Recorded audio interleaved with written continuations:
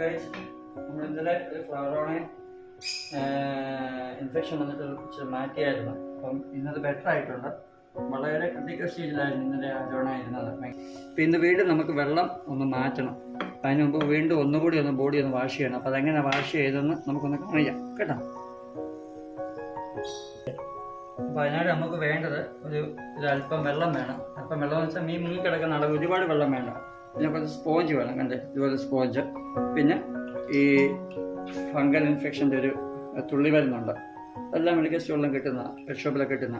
അത് നമ്മൾ ആദ്യം ഇതിനകത്തൊരു സ്പോഞ്ച് നന്നായിട്ട് അങ്ങ് നനയ്ക്കണം. അതിനുശേഷം ഇതിനകത്തോട്ട് ഒരു 2 തുള്ളി മരുന്ന് ഒഴിച്ച് കൊടുക്കണം. നമ്മൾ പെരിയ മീനെ ഇങ്ങോട്ട് എടുക്കുവാണേ. ഉണ്ടോ, ഇപ്പം കണ്ട കണ്ണൊക്കെ എല്ലാം വൃത്തിയായിട്ടുണ്ട്. എടുത്ത് വാഷ് ചെയ്യാൻ പോവാം.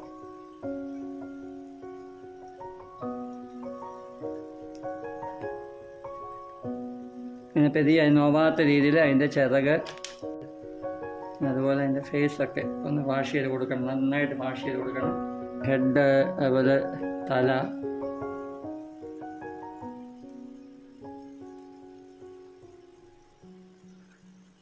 ഇതുപോലെ പെരിയ ഒരുപാട് അമർത്തി ചെയ്യല്ലേ, വളരെ അതിൻ്റെ വാലൊക്കെ ഒന്ന് വൃത്തിയായിട്ട് വാഷ് ചെയ്ത് കൊടുക്കണം.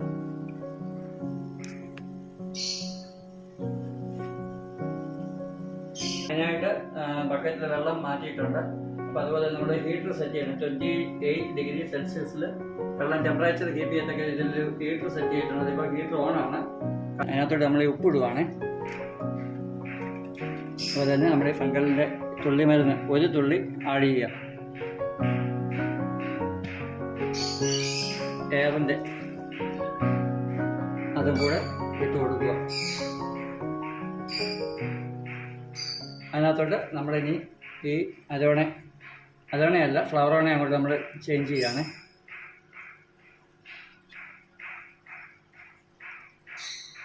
അതവിടെ കിടന്നോളൂ. ഇങ്ങനെയാണ് നമ്മൾ ഇതിനെ ക്ലീൻ ചെയ്യുന്നത്. ഒരു ഇൻഫെക്ഷനൊക്കെ വന്നു കഴിഞ്ഞാൽ മെയിനായി നമ്മൾ കെയർ ചെയ്യേണ്ടത് ഇങ്ങനെയാണ്. ശരിക്കും നമ്മൾ ഈ സ്പോഞ്ച് വെച്ച് അതിൻ്റെ ബോഡിയൊക്കെ വാഷ് ചെയ്യുകയാണെങ്കിൽ പെട്ടെന്ന് റിക്കവർ ചെയ്യും. സത്യം പറഞ്ഞാൽ ഡെഡ്ലി സ്റ്റേജിലെത്തിയ ഒരു മീനാണ്. എന്തായാലും ദൈവം സഹായിച്ച് എന്നെ രക്ഷപ്പെടുത്താൻ സഹായിച്ചു. ഇപ്പം എനിക്കൊരു പ്രതീക്ഷയുണ്ട്. അപ്പം എന്താ പറയുക, believe that tomorrow will be better than today. ഇന്നത്തേക്കാൾ നാളെ നന്നായിരിക്കും എന്ന വിശ്വാസത്തോടെ മറ്റൊരു വീഡിയോയുമായി കാണാം. അതുവരേക്കും ബൈ.